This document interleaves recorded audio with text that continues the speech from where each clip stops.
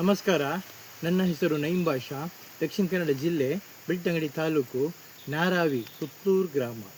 ನುಗ್ಗೆ ಸೊಪ್ಪಿನ ಮಹತ್ವ. ನುಗ್ಗೆ ಸೊಪ್ಪು ತಿನ್ನುವುದರಿಂದ ಆರೋಗ್ಯದಲ್ಲಿ ಉಪಯೋಗಗಳು. ಆಯುರ್ವೇದ ಶಾಸ್ತ್ರದಲ್ಲಿ ನುಗ್ಗೆ ಸೊಪ್ಪನ್ನು ಸಿಗ್ರೋ ಎಂದು ಕರೆಯುತ್ತಾರೆ.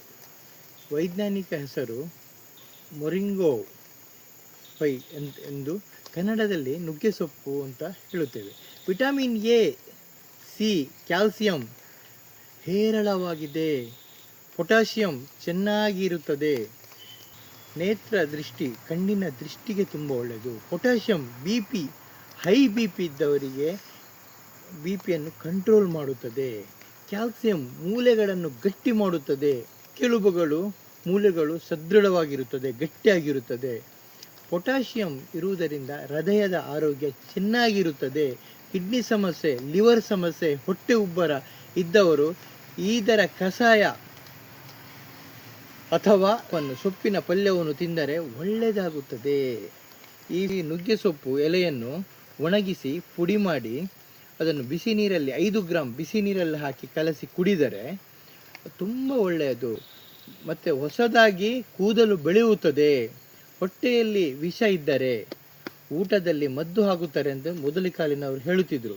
ಹಾಗೆ ಹೊಟ್ಟೆಯಲ್ಲಿ ಮದ್ದಿದ್ದರೆ ನುಗ್ಗೆ ಸೊಪ್ಪು ಪಲ್ಯ ಅಥವಾ ಕಷಾಯ ಸೇವಿಸಿದರೆ ಮಲ ಮುಖಾಂತರ ಹೊರಗೆ ಹೋಗುತ್ತದೆ.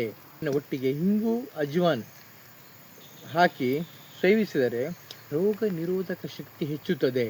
ಮಕ್ಕಳಿಗೆ, ವೃದ್ಧರಿಗೆ ಎಲ್ಲರಿಗೆ ತಗೊಳ್ಳಬಹುದು.